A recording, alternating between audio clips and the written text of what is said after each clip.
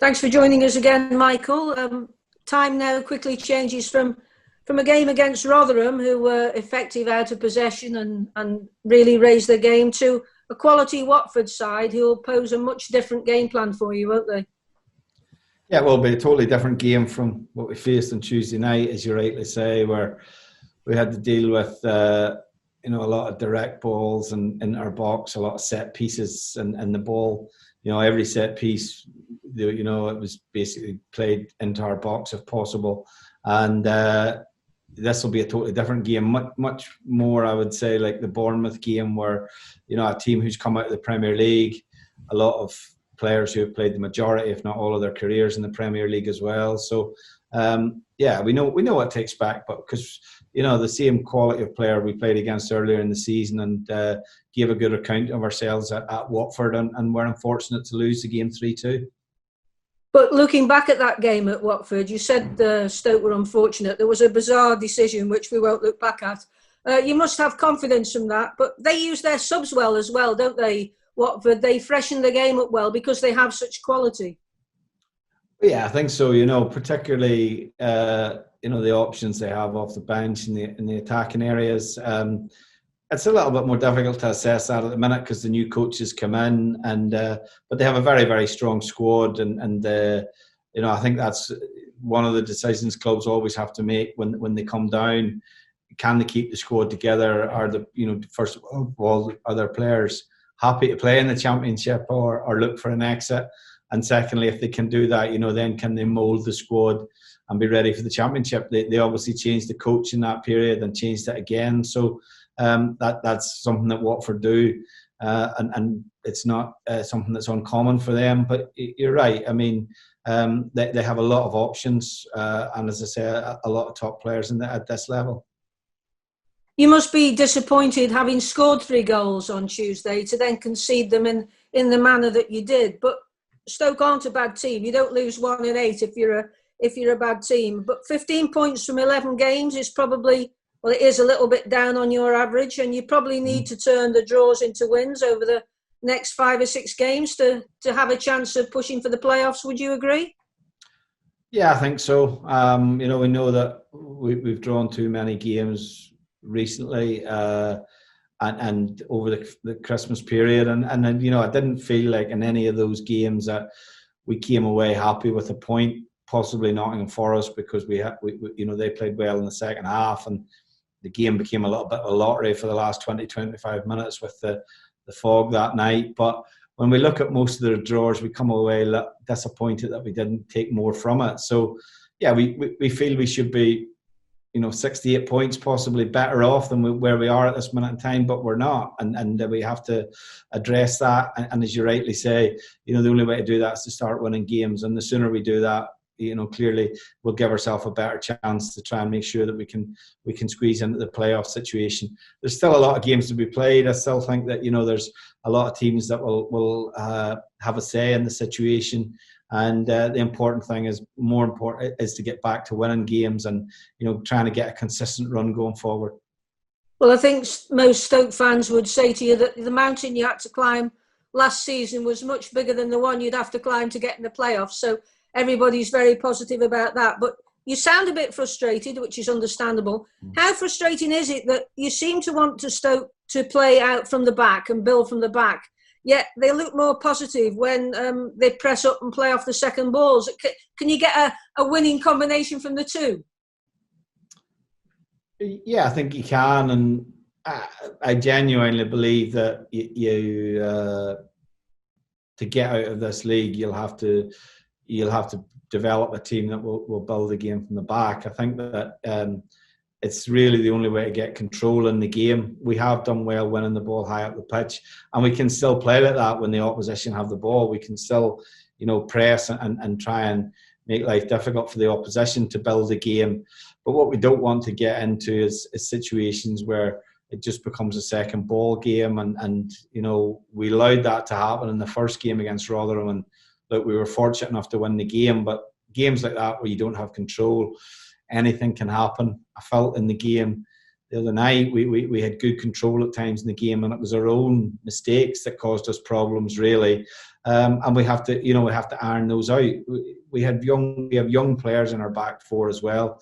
Some playing their first. This is the most consistent season they'll have played at this level, and we have to allow for that. But certainly the nature of the goals we lost were disappointing. But going forward, we want to be a team that can build the game from the back, and equally, but we want to be an effective team when the opposition have the ball also.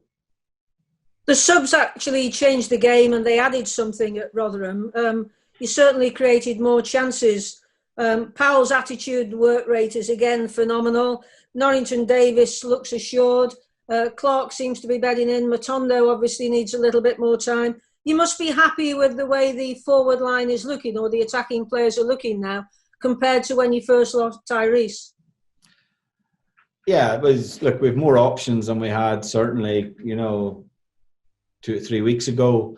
We have obviously, the loss of Tyrese was a blow, and equally, at the same time, we lost Fletcher. So we had both players out at the same time. Stephen is still, I think, rediscovering his fitness a little bit from the initial injury, which was a sore injury for him to overcome. And we're optimistic that he can have a strong second half to the season for us as well. But you're right, Nick Powell's been terrific. We've asked him to play in a number of positions, and he's a real goal threat. I think wherever we've asked him to play, you could never question his attitude to play or his work rate for the team. But certainly the options I felt we had the other night with James coming in and Jack Clark coming in give us a spark when we needed it. And it's nice, as I say, particularly when you're playing so regularly, that you have the ability to go to the bench and believe you have players that can change the game. How are Stoke looking on the injury front? Is there any news on the injured players? Lee Gregory should resume full training from Monday. Morgan Fox is still a little bit behind. But I think other than that, and the long-term injury to Therese, everyone else is back in training. Both goalkeepers are back in training as well. So, yeah, we're stronger than we've been for quite some time. And Fletcher had no adverse reaction to coming on and playing the other night? No, he got a bit of a bang on his top of his foot, which was sore. But he trained today. So, yeah, we're optimistic that he has had no significant reaction to that. And can you confirm James Chester's ban was for one match and not 3? Yeah, it's just one game. So James is available again to us for tomorrow night. And then on the COVID front, how's Ryan coping? And hopefully nobody else has contracted COVID. Ryan was back in today. That's his first day back in training with the group. Frustrated, I think, because he to have the COVID and off the back of starting against Leicester. I think he had a period where he was unwell, and but I think he's been able to build up his fitness in the last few days. It'll take him a little bit of time, no doubt, to get back and getting back into training fully. He trained today lightly, and he'll be in full training from Monday.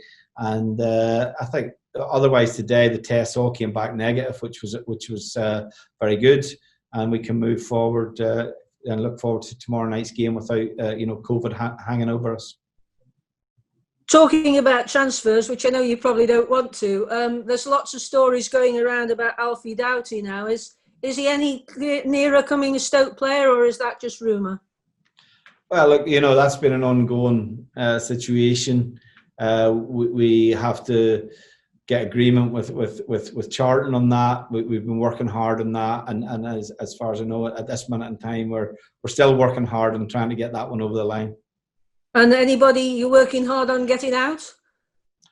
Well, I'm not going to name individuals on that, but certainly, there's players who have had very little game time, and the club, have made it known that, if there's opportunities for them to go and play elsewhere, that the club will be, keen to see that, and obviously not be difficult to deal with.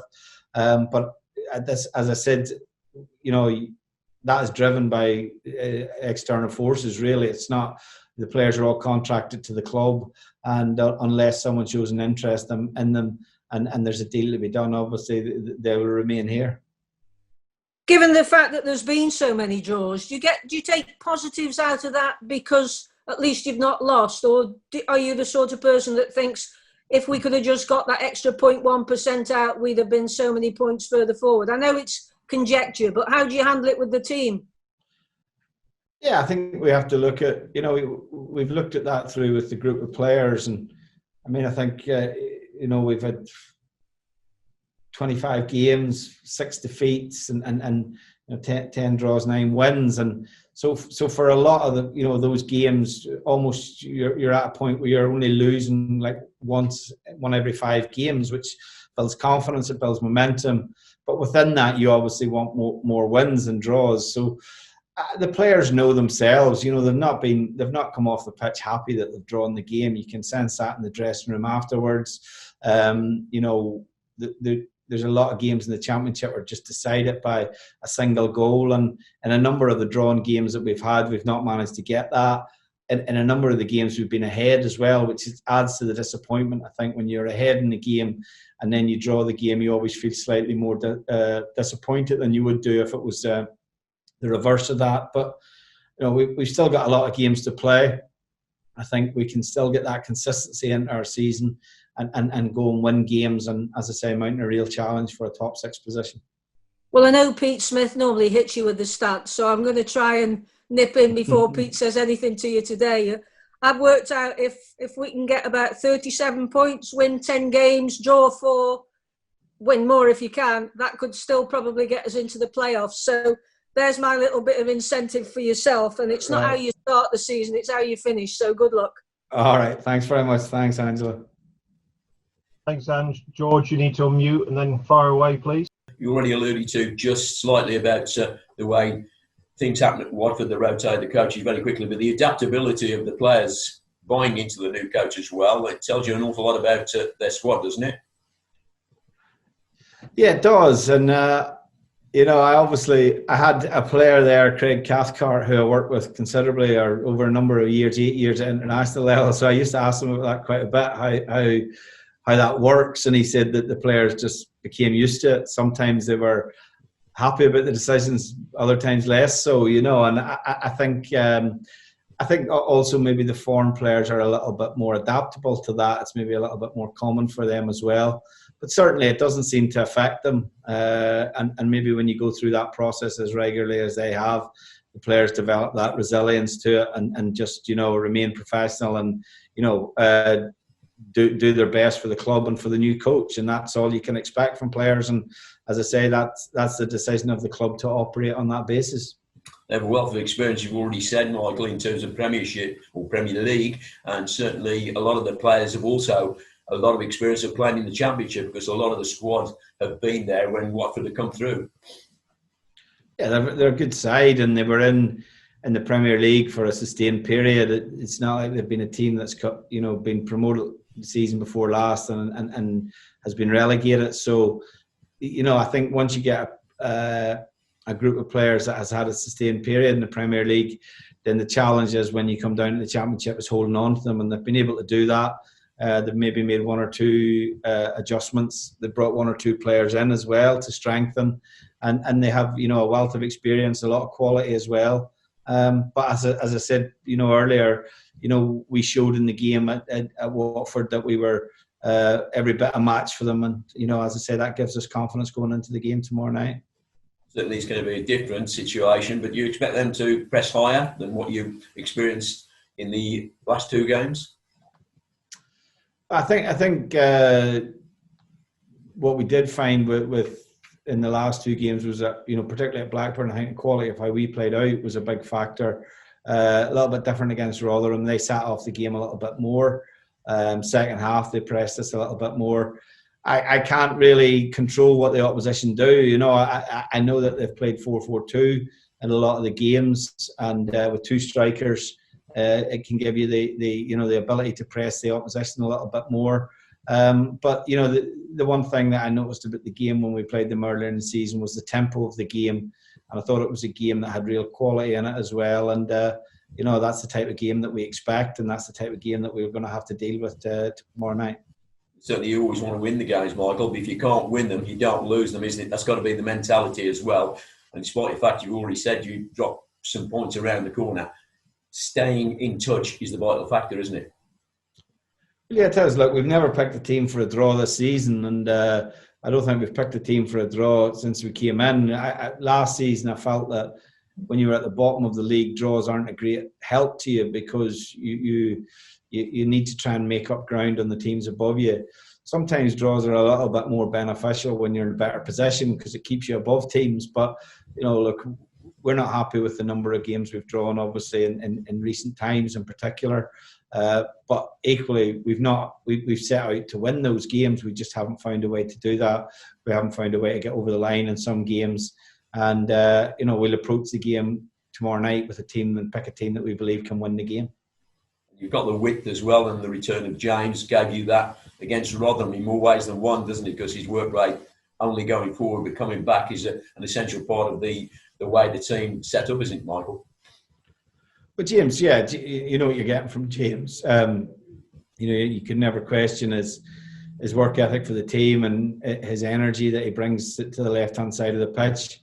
I thought, he did well in his 20 minutes he was on the pitch against Rotherham. He obviously involved for next goal. It's a great cross in. And I think that, he has to build on that. And I think it's not been the best first half of the season for him. In his defence, we've asked him at times to play wing back, and he's done a good job for the team in that situation. But, now we're back playing with 4-3-3. Hopefully, we'll see a strong second half of the season from James. You did touch on the transfer situation. Are there any interest in any of your players, Michael, in terms of maybe loans or permanent deals at all? There's been a few inquiries, mainly from around some of the younger players. We've had nothing concrete on any of the more established players that are out of the side at this minute in time. And as I said, we're not in a position to control that. We would like to see the numbers trimmed a little bit. We've brought obviously 3 young players in this window, and it's important for us to have the right group to work with, the right size of group. And as I say, I think some of the lads, they need to find the opportunity to go and play because their opportunity has been limited here. Thanks for joining us, Michael. Good luck tomorrow. Thank you. Thanks, George. Dave, now, please, if you've got a couple. Hi, Michael. Hi, Dave. Obviously, Stoke fans are very pleased with the progress that the club have made since you've been here, and they're obviously eyeing up promotion. But do you believe that Stoke have what it takes to actually get promotion this season? Well, that's a question that really you can't expect me to say no to that, or else that's hardly a message of optimism. I think we have to be realistic of where we're at. We've made good progress in a year. We are changing, I think, a lot of things at the club, things that unfortunately didn't work for us when we came down into the Championship. And so it will take a little bit of time. As I said all along, the most important thing for us was to remain in the top half of the table and push for a top 6 position. That is what we're trying to do, and that's what we are doing at this minute in time, and that's what we have to do between now and the end of the season. If we can finish in the top 6, I think anything's possible at that point in time. But it will be very difficult. There's a lot of good sides, a lot of teams above us as well that have, strong squads, and we have to make sure that we, have a strong finish to the season. I think we had, I looked at the second half of the season last season, albeit we were playing in a different scenario, and certainly if we could replicate that second half of the season, you'd be very unlucky, I think, not to finish in the playoff situation.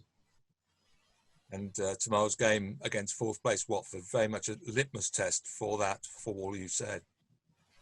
Yeah, it is. I think when you play the teams that have come down in particular, you get a benchmark of what's required to get out of the division. We've run Watford, Watford 3-2 away, Norwich, we were beaten 3-2 at home, Bournemouth beat us 1-0. But in those games, we were in all 3 games, and unfortunately we just came out on the wrong side of that result. And that's the frustrating thing for us, is that I think we've shown ourselves capable of dealing with what I would suggest would be the teams that are favourites for promotion, but we haven't managed to take points in those games as yet. So tomorrow night presents us with the opportunity to make amends for what was quite a harsh defeat down at Watford earlier in the season.